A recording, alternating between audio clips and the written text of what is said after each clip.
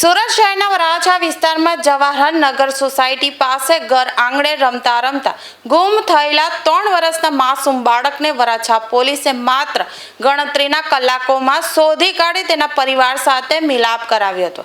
મળતી માહિતી મુજબ વરાછાની જવાહર નગર સોસાયટીમાં રહેતા મુન્ના કુમાર મહેતો જેઓ સિલાઈ કામ કરી પરિવારનું ગુજરાન ચલાવે છે, તેઓ ગત રોજ બપોરે 1:30 વાગ્યાના સુમારે ઘરે જમવા આવ્યા હતા।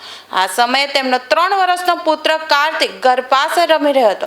જો કે થોડી જ વારમાં કાર્તિક અચાનક નજરથી ઓઝલ થઈ ગયો હતો।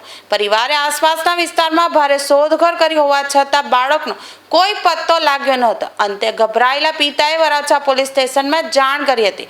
બાળક ગુમ થયાની ગંભીરતાને સમજીને વરાછા પોલીસ ઇન્સ્પેક્ટર AR વાળાના માર્ગદર્શન હેઠળ તાત્કાલિક અલગ અલગ ટીમો બનાવવામાં આવી હતી।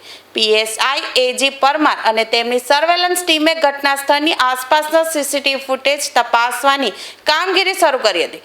પોલીસે ટૂંકા સમયમાં આશરે 52 જેટલા CCTV કેમેરા ચેક કર્યા હતા। પોલીસની ટીમે રણજીતનગર ખાતેથી માસૂમ કાર્તિકને હેમખેમ શોધી કાઢ્યો હતો અને તેને સુરક્ષિત રીતે પોલીસ સ્ટેશન લાવવામાં આવ્યો હતો। પોતાના ખોવાયેલા કાળજાના કટકાને ફરીથી સામે જોઈને માતા મમતા દેવી અને પિતા મુન્ના કુમારની આંખોમાં હર્ષના આંસુ છલકાઈ આવ્યા હતા।